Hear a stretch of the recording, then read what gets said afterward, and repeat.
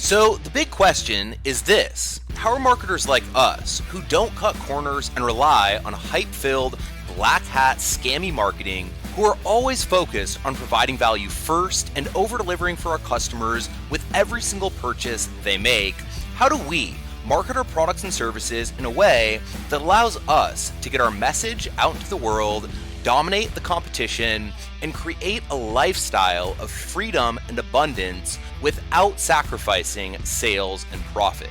That's the riddle, and on this show, you'll find the answer. Hey, my name's Misha Wilson, and welcome to Marketing with Misha. What is going on, everyone? Misha Wilson here, coming at you for another episode of Marketing with Misha, coming at you from the car here for this last final episode of Lessons Learned the Hard Way. And over the course of the last week or so, I've shared with you, mistakes I've made, challenges I've faced, stuff that's cost me money, errors in thinking that, have ended up being really kind of almost deadly to the business, and kind of relive some stuff that I didn't necessarily want to go ahead and relive, but figured I'd go ahead and do it because I thought that you guys could get some value. And today I want to share the final episode of Lessons Learned the Hard Way. And I really share a lesson with you for your business in the future that is kind of the underlying, if you were to, take this into account, and if you were to make sure that you just mitigate against this one thing and make sure that you don't make this same core mistake, all the other mistakes that I made, all the different stuff that I went through, all the stuff that I've shared with you over the course of the last few days, once again, wouldn't have been an issue because this one thing would have solved all of it. So I know I shared with you guys how, again, I essentially lost $250,000 in cash flow because I wasn't keeping my eyes on the numbers and wasn't keeping my eye on the difference between revenue and profit. I know I shared with you guys, just the simple fact that I didn't keep my eye on the actual numbers when it comes to, again, scaling up different ad campaigns, seeing where the actual money's coming from. Sometimes the bank account looks really healthy, but it could look way more healthy if you really dial in and get crystal clear on exactly where it's coming from.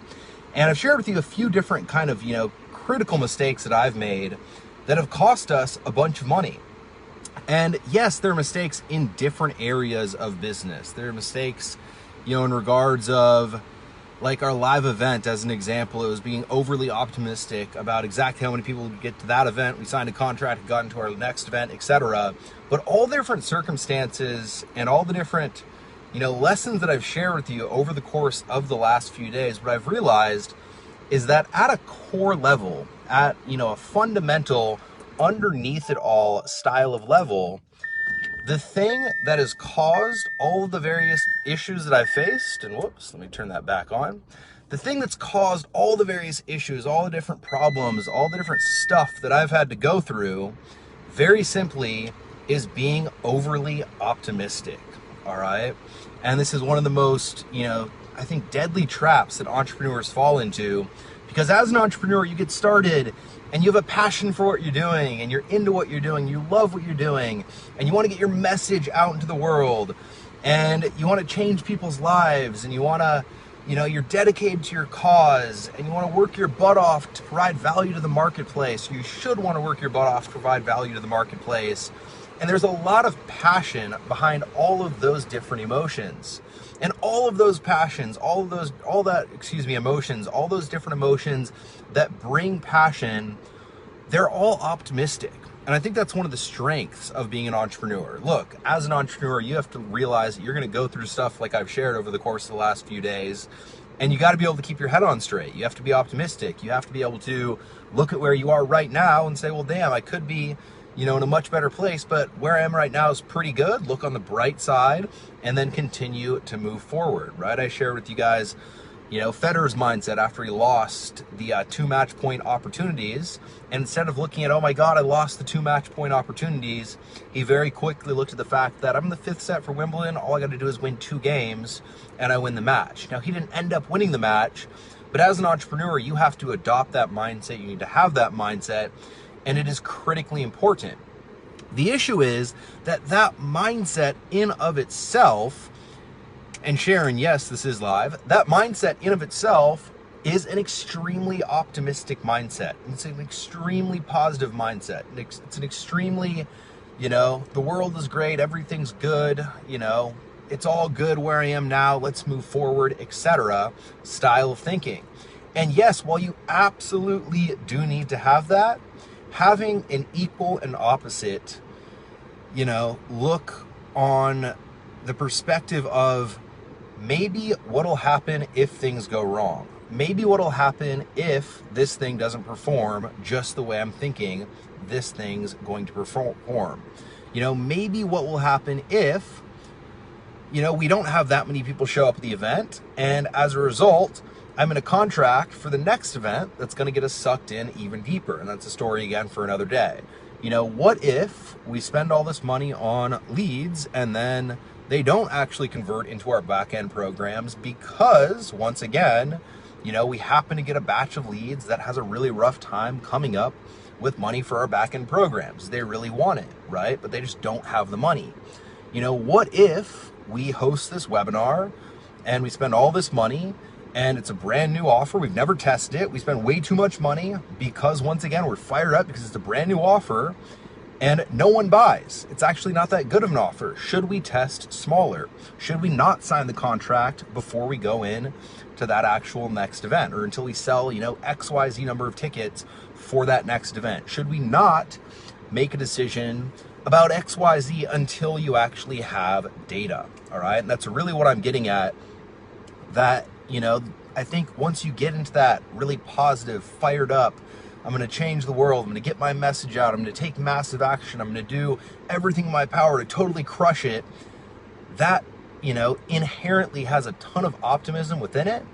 And being overly optimistic is one of, if not the most costly things that you can do in business. Because at the end of the day, if you aren't overly optimistic, you'll watch your cash flow like a hawk. If you're not overly optimistic, you'll watch every single one of your marketing campaigns like a hawk and keep your eye on ROI. If you're not overly optimistic, you won't sign contracts where stuff could potentially go wrong and you could potentially lose out on a bunch of money because you're in a contract that you can't get out of, once again, based on being overly optimistic. If you're not overly optimistic all the time, all the various errors, all the different stuff that I've been through, all the different, mistakes that I've made, at a core level, what they're stemming from is a place of being overly optimistic. All right. And the challenge is, once again, as an entrepreneur, you 100% give me some comments, likes, hearts, and shares if you guys are getting value. I'm kind of telling you guys the stuff that most people won't tell you.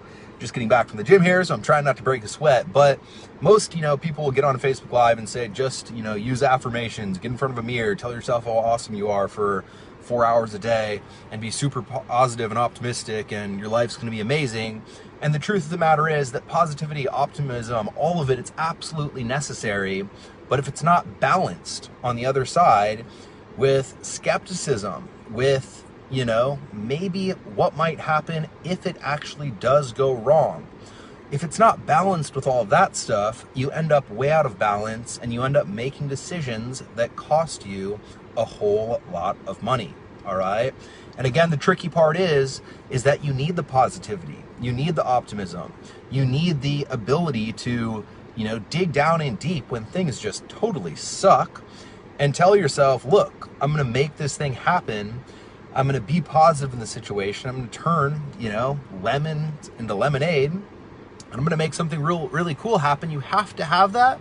But then at the same time, while you're constantly operating, when you're constantly doing, when you're constantly taking action, when you're constantly improving your process, when you're constantly improving your products, when you're constantly, mailing your audience, getting in touch with your audience, communicating with your audience, when you're doing all of it out of a state of massive action, positive action, optimistic action, fired up for what the future holds, and all of it, you also, on the equal and opposite end, have to be looking at the things you're doing, looking at the risks you're taking, looking at the different assumptions you're making, and looking at the different decisions you're making based on being in that state of being so overly optimistic.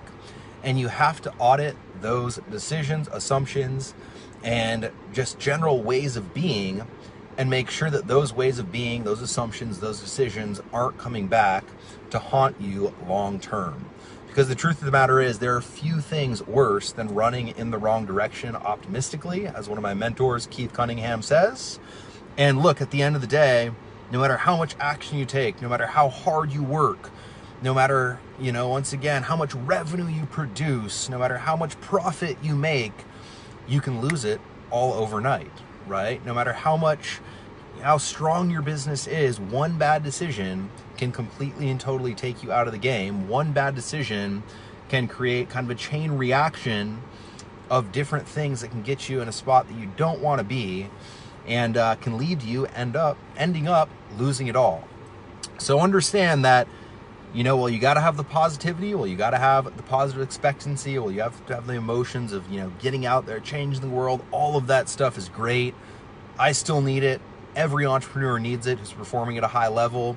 At the end of the day, you have to look at it, you have to match it with skepticism, with, risk analysis, and with all the stuff that goes into making the right decision, with all the, questioning of assumptions, questioning of risks, mitigating risks, and everything in between, to allow you to long-term keep success. Because there's a very, very, very big difference between getting to a point of being successful and keeping success long-term. So that's my message for you here today. Give me some comments, likes, hearts, and shares if you guys got value out of this final chapter of Lessons Learned.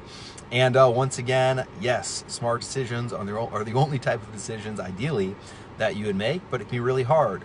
Understand, a smart decision right now might be a dumb decision 2 years from now. A smart opportunity right now might be a bad opportunity 5 years from now.